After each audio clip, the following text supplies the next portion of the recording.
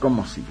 Bueno, en el terreno nuestro, que es el que conocemos, por supuesto, que es el político, vamos a ver, ¿no? Esta semana también hay una expectativa, a pesar de que el Congreso, por supuesto, los diputados, los senadores, los ociosos de los senadores, los vagos de los senadores, y se lo digo en la cara a cualquier senador nacional por Salta, a los tres, a cualquiera, vagos, porque no hacen un carajo, ganan, se aumentaron la dieta, ahora van a cobrar 12 millones de pesos por mes. Hay derecho que cobren 12 millones de pesos por mes los senadores nacionales cuando se rascan las bolas y otra cosa, y no hacen un carajo por la gente. Dígame qué han hecho. A ver, los dos senadores de La Libertad Avanza, los que hablan de la libertad y de no sé qué, una que se pasea con el perro por todos lados, ¿qué ha hecho por los salteños? Esa inservible, vaga, ociosa, inútil, ignorante, cobra 12 palos. Y el otro, el senador, el barbado, ese que se la laburaba el que encabezaba la moral de los salteños, averiguaba y preguntaba pelotudeces todos los días, Guzmán Coraita, semejante, ocioso, ignorante, vago, también lo mismo. Y digo lo mismo de la Rollón, no va a creer que porque la Rollón a ver qué ha hecho por los salteños. En fin, no me quiero alterar porque me hace mal a la salud. Lo vamos a recibir, como le adelanté, con mucho gusto, a un querido amigo, un hermano, que ya les adelanté quién es, al que apelamos cuando nos suceden estas cosas, ¿no? Le doy la bienvenida al doctor Abel Cornejo. Abel, ¿cómo estás, querido? ¿Cómo estás vos? Danielito, querido, te estaba escuchando hecho un misil con cabeza inteligente. No, la verdad, bueno, a vos te pasa lo mismo, Abel. ¿Sabes qué pasa? Que yo como vos como yo, hablamos con los vecinos, hablamos con la gente, conocemos lo que pasa, y ¿sabes qué? Esto es indignante, es indignante realmente. Lo que pasó con este tema de los senadores, 12 millones de mangos por mes, Abel, cuando a un jubilado tiene que sobrevivir con 400 lucas, es una locura. Todo dado vuelta, pero bueno. Es una estupidez. Bueno, te libero de ese tema, en algún momento lo podemos charlar. Pero ahora yo le conté a la audiencia que la idea de convocarte para que escucharte es con este tema que vos sabés que yo recurro siempre a vos para tu mirada más tranquila, más reflexiva, más serena y profunda. ¿Qué pasa con los argentinos y en el mundo? ¿Hay una campaña anti-argentina, Abel? ¿Viste que se están recogiendo firmas y ya llegaron a no sé cuántos millones para que la Argentina no participe del próximo mundial? Echaron a un matrimonio, una pareja argentina en un restaurante en España, le agredieron a otro. ¿Cómo estás mirando esto, Abel? Vos sabés que yo soy profundamente nacionalista, no adscribo a las campañas conspiranoicas, pero lamentablemente yo sí creo que hay una campaña de desprestigio al país. Puede ser que en parte sea culpa nuestra, pero hay cosas que están sucediendo, ¿no? Y bueno, hay muchas de esas cosas tienen que ver también cuando aparece la dignidad nacional puesta ante miles de millones de personas. Sí. Yo creo que Perdón, Abel, perdón que te interrumpa. ¿Le podés bajar un poquito el volumen a tu radio o donde estás escuchando porque hay un acople? Estoy hay un acoplo, pero sí lo oigo yo, pero acá estoy en silencio absoluto. Ah, bueno, no sé, ya le pido a Pelusa entonces que lo vea. ¿Ah? Sí. Ahí, eso era todo, gracias Pelu, ahí ya se ocupa a Pelusa. Perfecto. No, lo que te decía es que cuando, por ejemplo, los fans de la selección nacional, algunos de ellos, sacan un cartel, las Malvinas son argentinas, bueno, eso trae consecuencias, ¿no? Te aclaro siempre a título personal que a mí me pareció un acto de dignidad de parte de los jugadores que recordemos a nuestras Islas Malvinas no porque se utilice un partido de fútbol como una causa política, pero nosotros seguimos teniendo zona de exclusión, seguimos teniendo vedada la zona pesquera, una de las dos zonas pesqueras más importantes del mundo que Argentina no puede acceder. Entonces, bueno, que chicos jóvenes como son los jugadores de la selección nacional aparezcan como una bandera, las Malvinas son argentinas, están mostrando una cosa que es lo que más molesta, y ahí sí vamos al punto nodal, si querés, de la cuestión. Uh-huh. Hay un avance del neoliberalismo de ultraderecha, particularmente en Latinoamérica, ¿no? Porque en Europa es mucho más atenuado, salvo, qué sé yo, un partido como Vox en Italia, o la Liga Lombarda en España, perdón, Vox, la Liga Lombarda en Italia, uh-huh. Algunos sectores en Alemania y Austria, paredón y después no tenés más.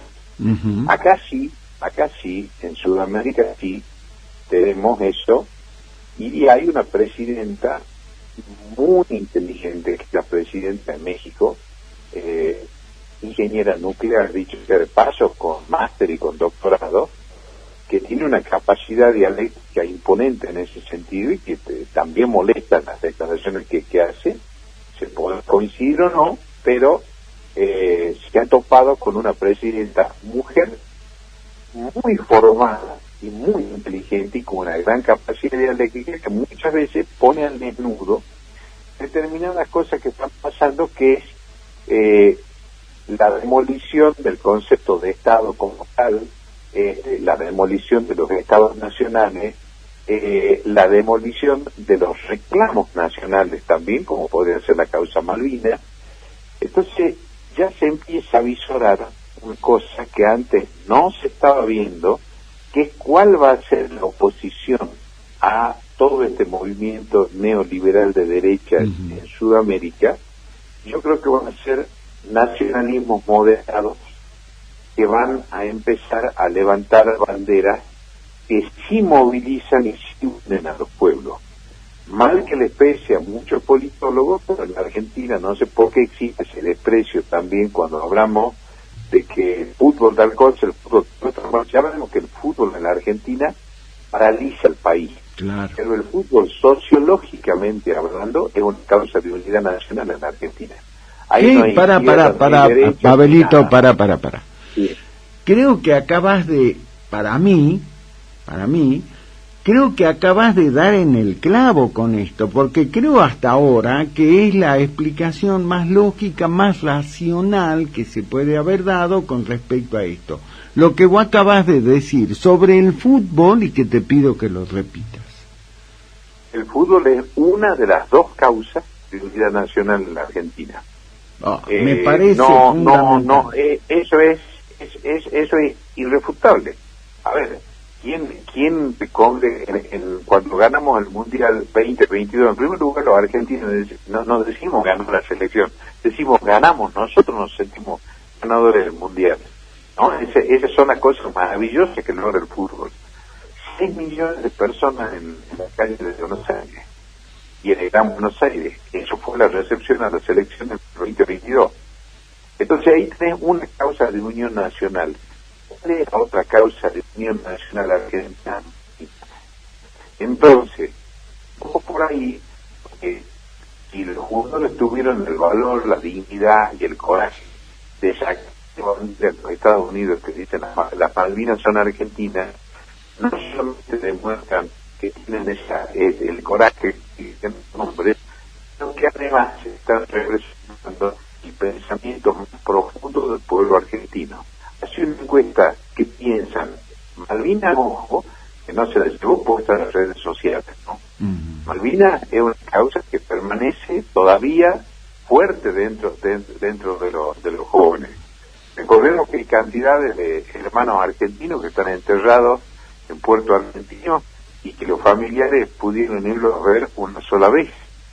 Que son todas esas cosas movilizadoras en esos sentimientos nacionales, que es donde la otra pata de eso, que es lo que falta articular, es un pensamiento que no adscriba o que fustigue socialmente a la corrupción administrativa y que dé soluciones económicas, porque si se junta ese pensamiento nacional de esos valores que son tan propios del ser nacional argentino con una idea de desarrollo económico que pueda ser exitosa, ahí tenés la síntesis exacta de lo que va a ser la oposición a un pensamiento como el que actualmente tiene el gobierno nacional, donde de pronto te dicen que puede haber un consulado israelí en Ushuaia, donde hay una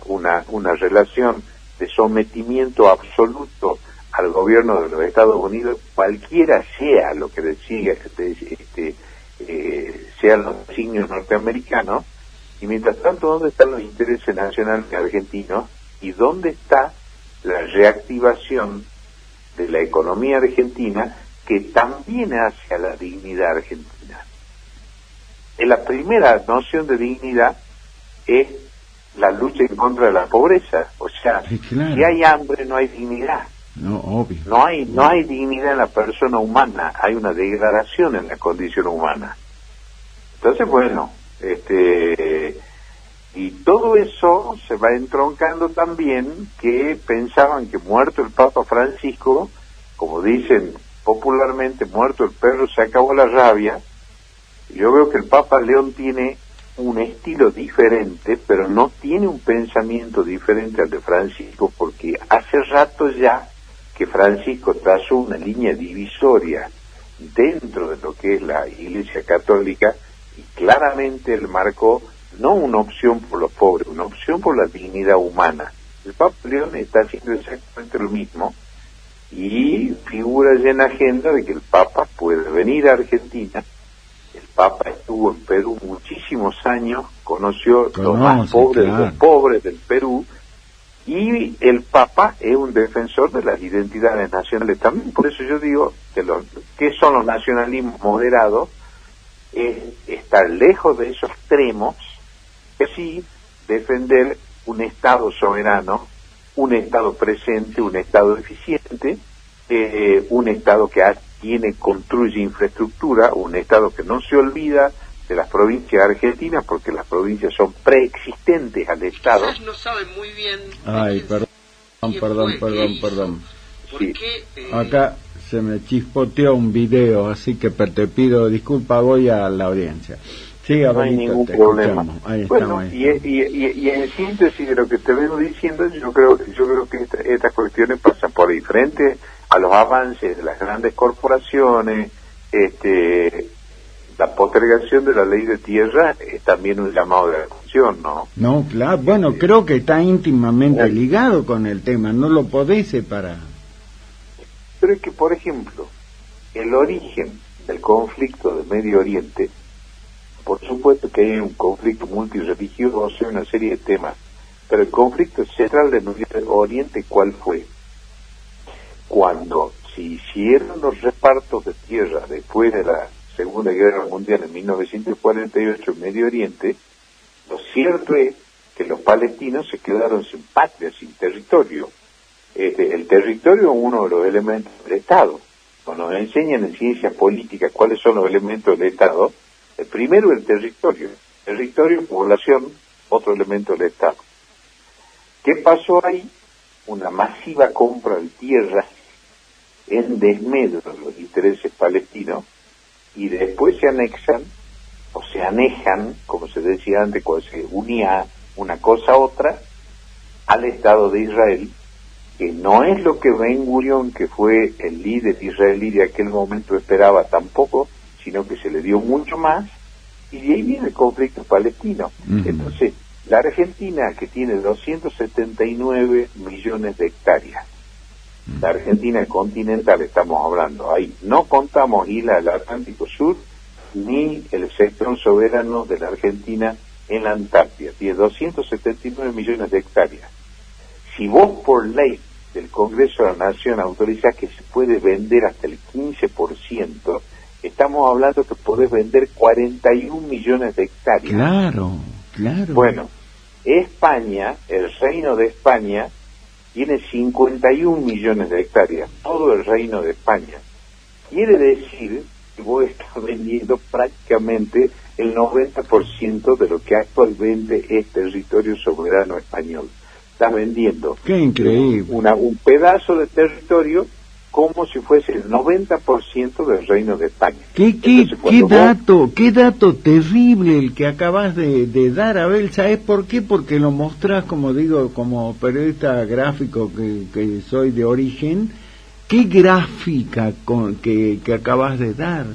Esta comparación es terrible.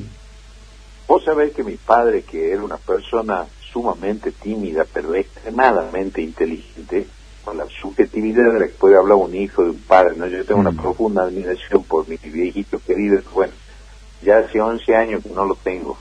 Pero mi papá, como buen ingeniero civil, él siempre te demostraba a través de los números y estadísticas, decía mi viejo, es la mejor forma de dar con el clavo en la magnificación o minimización de un asunto. Entonces vos te dicen, la cantidad de hectáreas que tiene un país y la cantidad de hectáreas que se pueden vender, y vos lo traducías al número, y a eso vos lo ves, y te da un escalofrío. No, claro. Entonces, vamos a utilizar una vieja palabra que es el tango, no pertenece a nosotros. No se puede tener la tilinguería ni la banalidad de hablar con tanta liviandad de la venta del territorio nacional, cuando si vos vendes el 15% del territorio, estás vendiendo prácticamente un país como España. ¡Qué bárbaro! ¡Qué bárbaro! ¡Qué increíble! Esas son las cosas que decir. Ahora, si vos te haces cargo de una porción de territorio del tamaño de España, estás mucho más cerca de ser una patria que ser argentina. Ahora, yo hay que decirlo con todas las letras. Tengo una posición como vecino, no como periodista también, si querés, partir como ciudadano.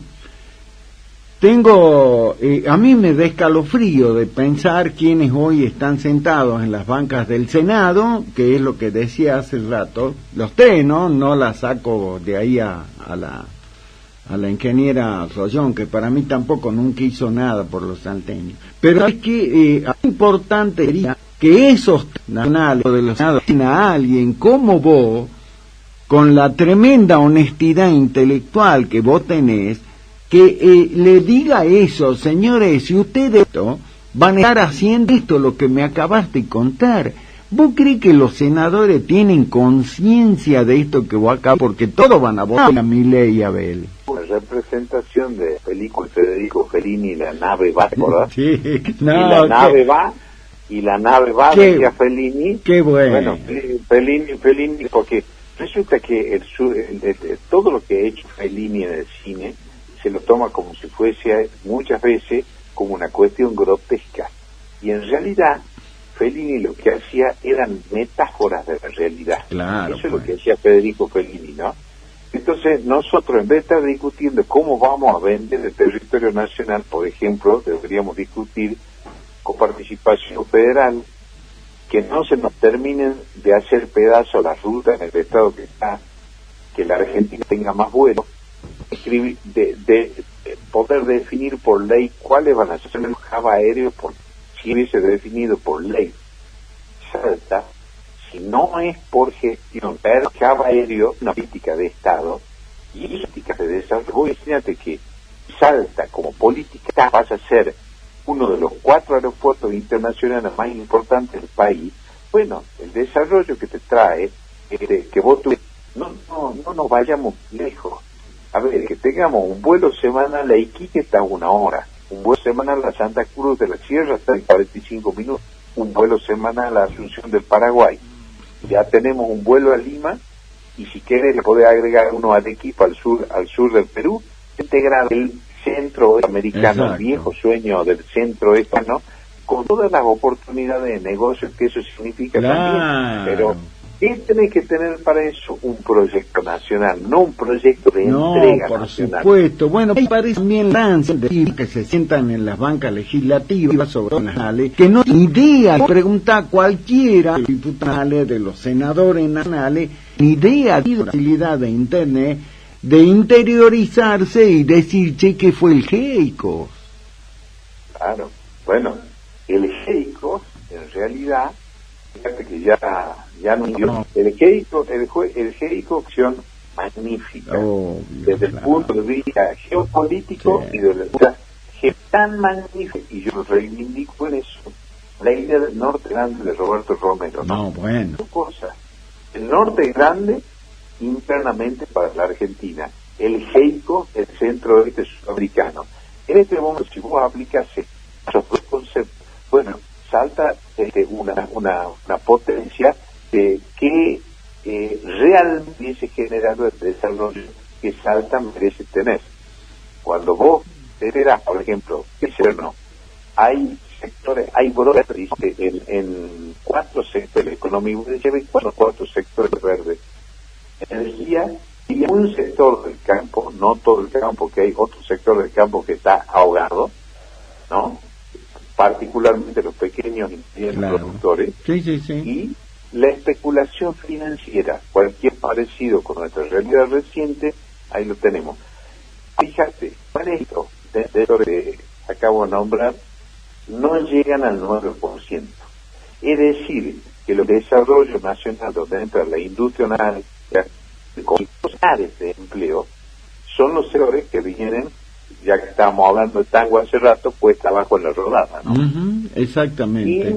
Sin que se avisore ya no digo una luz, un pequeño haz de luz al final del túnel.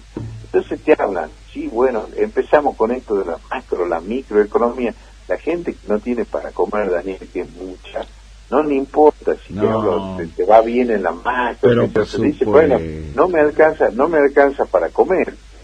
Con una reducción importantísima del empleo nacional, y a eso le sumemos que por primera vez en la historia económica argentina hay un sector importante de la masa salarial argentina que está por debajo de la línea de pobreza. Entonces, todo ese tipo de cosas, antes de pensar de vender territorio argentino, pensemos en estas cosas.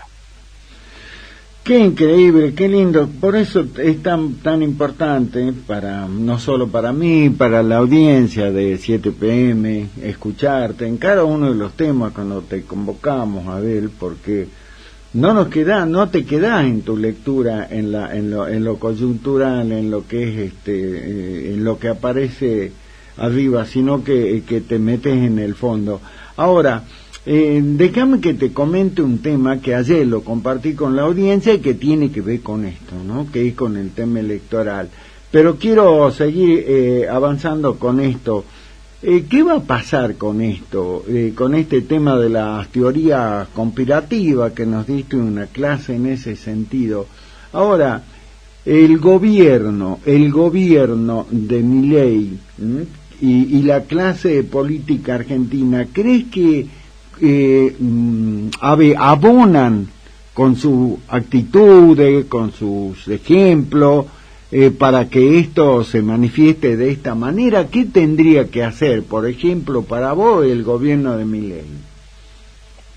Nosotros tenemos tantos pergaminos ganados a lo largo de la historia, por eso es tan importante siempre recordar la historia, pero también yo, a fuerza de ser reiterativo, te quiero decir una cosa: ningún pueblo soberano puede avanzar o tener el respeto de las otras naciones si no tiene un proyecto nacional.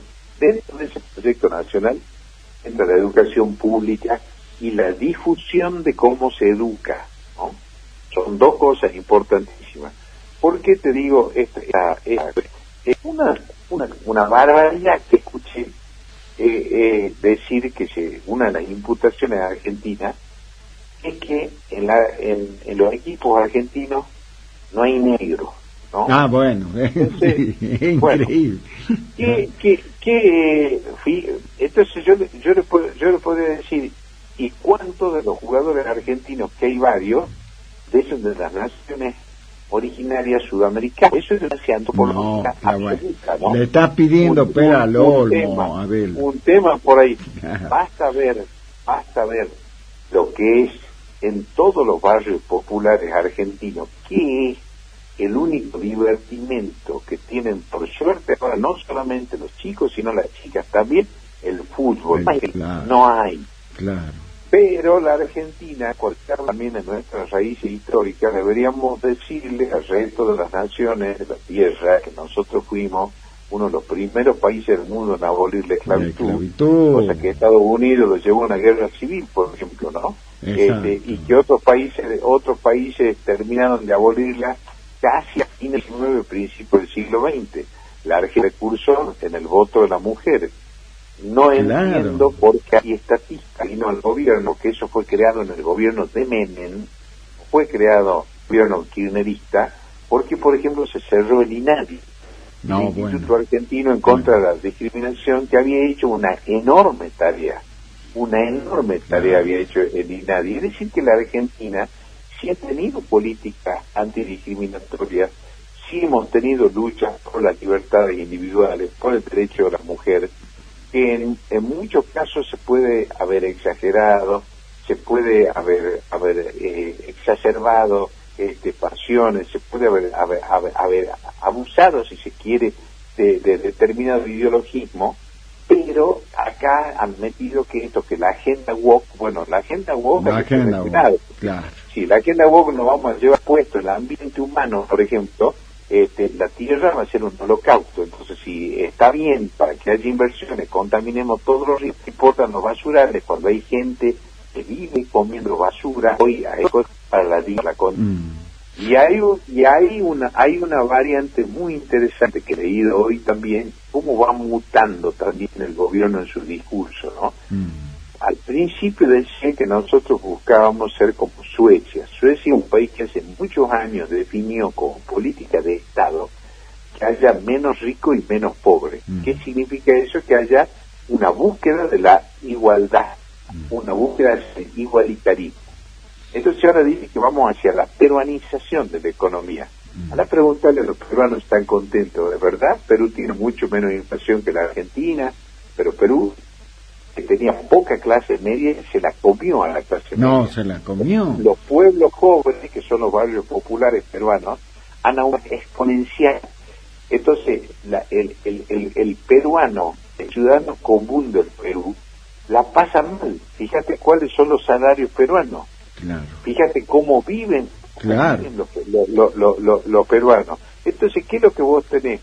Un grupo de élite, de concentración de la riqueza y de concentración del poder, y el 80% que son espectadores con hambre, con privaciones, con mala salud, con malos servicios públicos, con una sin educación. Pues ese no es el país que yo quiero. No, claro. Antes que me olvide, lo que hablas vos de esto, ¿no? Ver y lo que decía conocido, creo que Samuel Jackson, creo que se llama, ¿no? Así es.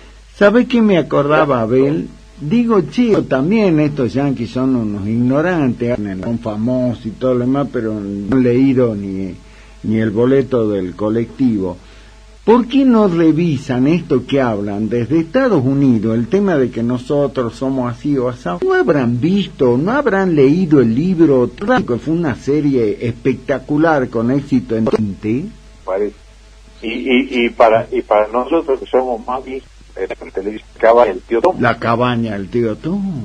Bueno, ¿de qué estamos hablando? Un país donde ha sido capaz de hacer toda una revolución social, en donde distintos derechos sociales han dignificado la condición humana, porque también se confunde con eso.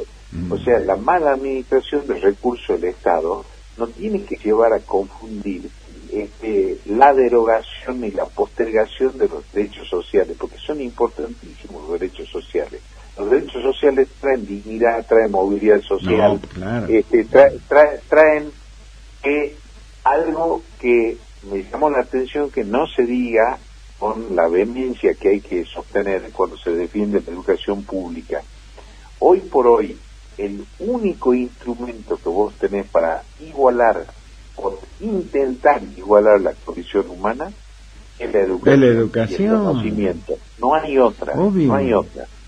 Bueno, esa es la razón fundamental por la cual el Estado tiene que aportar a la educación pública. Bueno, pero vos lo escuchás a Milei y algunos de los alcahuetes, eso en las provincias, en todos lados que tiene, que reniegan de eso, porque para Milei lo dijo, que su mayor apuesta es que haya un Estado ausente. Acordate lo que dijo de él, la palabra justicia social, que para él justicia social era sinónimo de decir hay que salir a robar.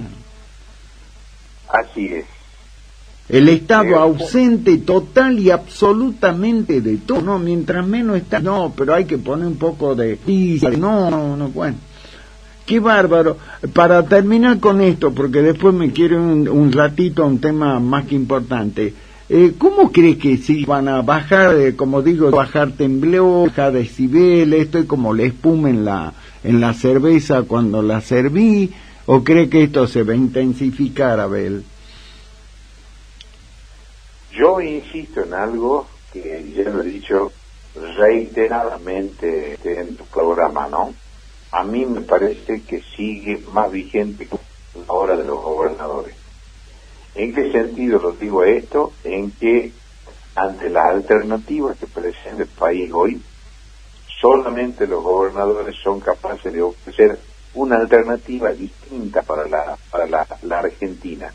Y además, una alternativa de control a todos estos desvaríos y al descontrol que hay, sobre todo en lo que se refiere a la asignación de recursos a las provincias, porque lo que quiere es de rodillas, postrarnos, porque no hay interés nacional sobre la Argentina profunda, sobre el desarrollo humano de las provincias argentinas, sobre cómo estamos, y además, porque ya ha pasado prácticamente 3 años, entonces a mí me hace acordar siempre, también yo lo dije aquí, pero lo dije hace 3 años, no recién, hace 3 años, para un curioso como vos.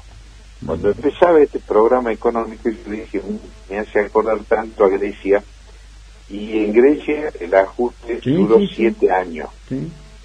La gente derogó el ajuste en Lo que más quiero siempre es la paz social, la concordia, pero también quiero el respeto a la condición humana. Si llega un momento que cuando te siguen hablando de la macro, que vamos a tener que pagarle al Fondo Monetario Internacional, pero cada vez hay menos empleo, cada vez la producción va para atrás, cada vez cierran más industrias argentinas, alcanza menos el tema de los salarios, y te quieren contentar en base a una serie de lucubraciones especulativas. Hago un recordatorio que se lo nombré hace rato, ¿no? Hay una de las compañías más espectaculares que tiene el Papa Francisco, que cuando se refiere a los 2 tipos de capital, pues el partido comunista, ¿no? Papa de comunista no tenía absolutamente ni una caña. Bueno, claro, bueno, dijo cada barbaridad es... El Papa dijo, hay 2 tipos de capitalismo. El capitalismo productivo, que es el que enaltece la condición humana, y el capitalismo especulativo, que es el que degrada la condición humana, que solamente favorece a un sector del poder económico que termina fagocitándose, con esa palabra, al resto de la sociedad. ¿Tienes algo más claro? No, por supuesto. Qué lindo, qué bárbaro. Bueno, Abelito, lo vamos a seguir, como supuesto, te convocamos como siempre, pero ahora quiero ir a un tema que en verdad a mí, en lo personal, pero también a la audiencia, y creo que tendría que ser de interés para los salteños. Otra vez vos, Abel Cornejo, en tu faceta de escritor, de historiador, nos va a regalar también, creo yo, una obra, un nuevo libro tuyo, uno nuevo, que viene para mí a llenar esta tremenda necesidad que tenemos acá los salteños, pero también los argentinos, de conocer en verdad una figura que es cierto. ¿Cuántos salteños pasan diariamente, transitan por la calle Moldes? Me imagino que millones. Ahora, miles. Si vos le preguntás a cualquier transeúnte que vaya en pata, que vaya en auto, en bici, lo que sea, le decís, che, ¿quién fue Moldes? No tiene idea. Y vos el día 30 de julio, ahora dentro de una semana, vas a estar presentando nada más y nada menos que un nuevo libro, un nuevo hijo, digo yo, de tu autoría, que se llama Moldes, un héroe silenciado. Y la verdad, Ben, creo que hay un acierto absoluto en esto de un héroe silenciado, porque como que no existiera, como que nadie lo conoce. Primero, bueno, felicitarte y agradecerte por este trabajo intelectual nuevamente de parte tuya, pero contanos, adelantanos, tiranos así, vendenos la presentación del libro. ¿Quién era Moldes, Abel? Moldes ha sido un estadista comprendido que de todos los héroes argentinos el único que manifestó de forma categórica sus ideas, optando porque la Argentina, después de la Revolución de Mayo, no solamente fuese un país libre y soberano, sino que fuese una república. Moldes es un antimonárquico. Perdón, Abelito, se entrecorta la conversación, a ver si lo mueve un poquito al teléfono, porque no quiero perder nada de lo que decís. Sí, ahí está mejor. Te decía que Moldes es no, se vuelve a cortar. A ver, busca otra posición. Tenés que tirarte en la cama así, las patas para arriba. No, estamos sentaditos. Sí. Pero no. No. Ahí está mejor, Pelú. Le pregunto a Pelú, a nuestro operador. Me dice Pelú que sí, ahí estamos mejor. A ver, bueno, te escuchamos, Abel. Te digo rápidamente, fue un estadista, nacido en Salta, el mismo año que Martín Miguel de Güemes, en 1785, hijo de uno de los tres personajes que van a acabar hablando de esta. Se educó en el Colegio de Nobles de Madrid, derrotó en un duelo un oficial de Napoleón Bonaparte en Madrid. Ahí no tendría nada más que una anécdota de vida personal. Sin embargo, él adhiere a las ideas de Francisco de Miranda, que es el precursor de la libertad de América, o de Sudamérica, mejor dicho, y después viene a las Provincias Unidas de Río de la Plata, porque todavía no estábamos en Argentina, 2 años antes de la Revolución de Mayo, y forma parte tanto en Buenos Aires como en Salta, el grupo que empieza a organizar lo que va a ser después la independencia argentina. Hay un grupo que no tiene incidencia en el primer gobierno de ellos, que lo intentamos, pero no lo dije Peña y demás, donde van a organizar un país distinto. Y que querían Moldes, no solamente un país libre y soberano, sino un país, el único de los próceres argentinos que manifiesta abiertamente una república, ¿no? Tal como quería el venezolano Francisco de Miranda. Y además Moldes tiene otro tema, que es lo que lo lleva prácticamente a su holocausto personal. Moldes se opone en forma tenaz a la dependencia con Buenos Aires. Él quiere una autonomía provincial confederativa sin preeminencia de Buenos Aires. Va a ser la voz que la Asamblea del año 13 por la abolición del esclavitud, justamente va a ser el primer teniente de gobernador en Mendoza, asignado por la Junta de Mayo, persona muy reconocida en Mendoza, porque es el primero que pide la provincialización de Mendoza. En esa época Mendoza dependía de Córdoba, quien el sector supremo, como si fuese hoy el presidente de la República, en el Congreso de Tucumán frente a Juan Martín, iba a ser una persona seguida por su idea, gestos en su vida. Yo no se lo conozco a quien yo doy ejemplo de su fortuna personal, que es muy grande, como tú decías. Él le dio unas 5.000 pesos fuertes, que era un fortuna en su momento, a más en las vísperas de la batalla de Tucumán, para la logística del ejército auxiliar del Perú. Es el que va a establecer cuadro y la estrategia de la batalla de Tucumán, y conocido por los iranos en ese sentido. Y otra cara que tiene Moldes es que cuando lo empiezan a perseguir, lo empiezan a encarcelar con sus ideas, él escribe una exposición que está en la obra de Bernardo Príez, y en esa exposición se refuta uno a uno de los cargos que le hacen, pero no cargos por corrupción. Moldes lo juzga porque tenía, la única imputación que le hacía es que tenía mal carácter, ¿no? Entonces, una persona que en su momento de verdad está considerado como el primero de los argentinos que denunció hechos de corrupción. Es ingresado a la cárcel de Valparaíso en Chile, liberado por el libertador Bernardo Higgins, quien era amigo personal, y cuando vuelve a Buenos Aires en 1824, después de ser liberado, muere envenenado y se fue enterrado en el viejo cementerio del norte, que se llamaba el cementerio de la Recoleta, pero lo cierto es que no se sabe dónde la tumba de Correr del Monte.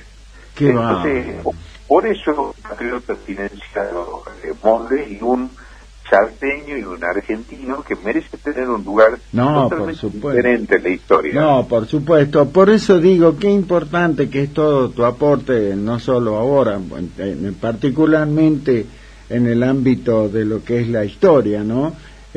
Hace poquito también pusiste ahí sobre la mesa una figura que algunos la escucharon nombrar, pero no la conocían mucho, como es la figura de Macacha, y ahora este tema, ¿no?, de Moldes, José de Moldes, que la verdad que hay poco que saben que es José de Moldes, así que es importantísimo, como siempre, tu aporte.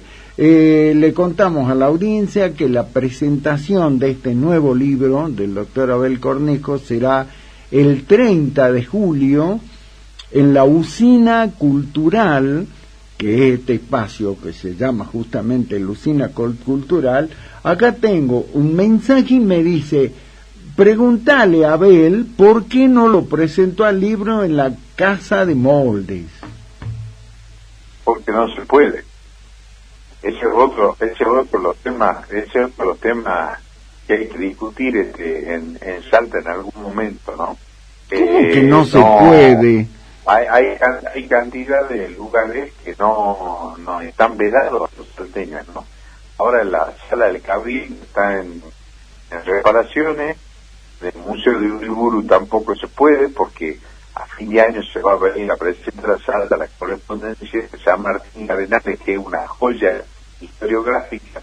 Bueno, Arenales vivió en lo que es el Museo Uriburu actualmente, no se puede tampoco ir.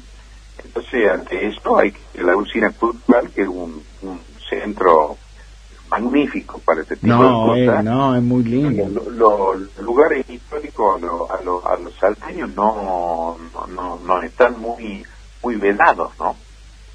Un tema para que lo averigüemos, porque, bueno, lo cierto es que es en la Usina Cultural el 30 de julio a las 7 de la tarde. Vamos a ver cómo hacemos para poder estar en vivo con vos ahí, desde acá, desde nuestro 7 p.m. querido Abel. Ya veremos cómo lo organizamos, pero la invitación es para que todos concurran. La Usina Cultural, jueves 30 de julio, 7 de la tarde, la presentación del libro Moldes, un héroe silenciado, de autoría, otro hijo, como digo yo, del doctor Abel Cornejo, que hay que agradecerte, Abel. Estos son aportes extremadamente importantes para lo que no solo la cultura de Salta, sino del país, ¿no? El agradecido siempre soy yo, que nosotros en altura de la vida tenemos que empezar a devolver lo que recibimos y tratar de bucear del fondo de la historia a todos esos personajes que permitieron que la Argentina sea como esa parte suprimida de la letra del himno nacional, que se alza a la faz de la tierra una nueva y gloriosa nación, ¿no? Que a mí me llena de emociones, ¿no? Bueno, José de Molde fue uno de los que logró eso. Gracias a vos, muchos van a tener la posibilidad de conocer como corresponde, ¿no? Así como lo hiciste con Macacha, con otras obras tuyas. Bueno, Abelito, siempre un gusto charlar con vos de todo. Mirá, arrancamos allá, terminamos con esto tan lindo.